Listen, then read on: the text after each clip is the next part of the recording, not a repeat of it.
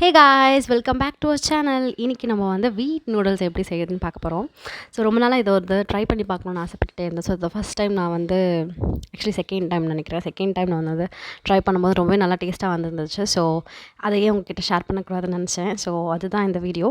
So first வந்து வீட் noodles வந்து எப்படி பண்ணோம், ஃபஸ்ட்டு அந்த கோதுமை மாவு வந்து ஆக்சுவலி முன்னாடி நாங்கள் என்ன பண்ணிட்டோன்னா, கோதுமை மாவு வந்து நல்லா பிசைஞ்சு உருட்டி அதை வந்து இந்த மாதிரி கட் பண்ணி வச்சுக்கிட்டேன். லைக் இந்த மாதிரி சின்ன சின்னதாக நூடுல்ஸ் மாதிரி, ஸோ ரெக்டாங்கிள் டைப் நூடுல்ஸ் மாதிரி கட் பண்ணி வச்சுக்கிட்டேன். ஸோ அதுதான் இப்போ நீங்கள் பார்க்குறீங்க.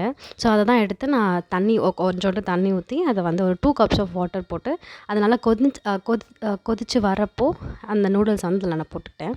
ஸோ இது வந்து எனக்கு இந்த மாதிரி இப்படி வந்திருந்தது. ஸோ ஒரு 5 மினிட்ஸில் அது வெந்துடும். அது வெந்துட்ட பிறகு அதை எடுத்து தனியாக வச்சிடலாம்.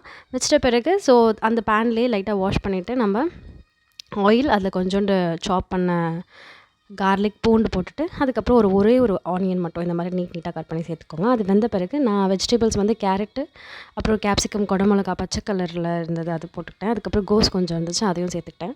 ஸோ இதெல்லாம் போட்டு நல்லா வெந்த பிறகு வந்து சால்ட் சேர்த்துக்கலாம். இல்லை இப்போ கூட சால்ட் சேர்த்து நல்லா வந்து இது பண்ணிட்ட பிறகு கரம் மசாலா ஒரு ஸ்பூன் வந்து சில்லி பவுடர், ஸோ இது ரெண்டும் சேர்த்து நல்லா வந்து சாட்டே பண்ணிக்கிட்டேன். அது நல்லா வெந்து வரப்போ அந்த நூடுல்ஸ் எடுத்து நம்ம சேர்த்துக்கணும்.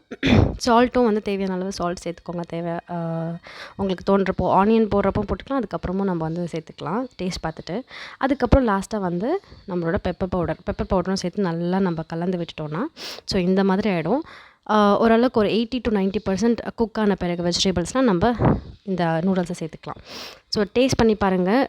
பெப்பர் அந்த மசாலாஸ்லாம் கரெக்டாக இருந்துச்சுன்னா ஒரு 80% 90% குக் ஆன பிறகு நீங்கள் இந்த நூடுல்ஸை சேர்த்துட்டு அந்த கரண்டிலே கிண்டாதீங்க. ஸோ அதை நான் ஃபஸ்ட் டைம் பண்ணுறப்ப தப்பு பண்ணிட்டேன். ஒரு ஃபோக் வச்சு ரெண்டு பக்கமாக எடுத்து விடுங்க. அப்படி விட்டிங்கன்னா உங்களுக்கு உடையாமல் நூடுல்ஸ் வரும். அவ்வளோதான். சாஸ் வச்சு கெச்சப் வச்சு நீங்கள் சர்வ் பண்ணி ரொம்ப டேஸ்ட்டாக இருக்கும். ஸோ ட்ரை பண்ணி பாருங்கள்.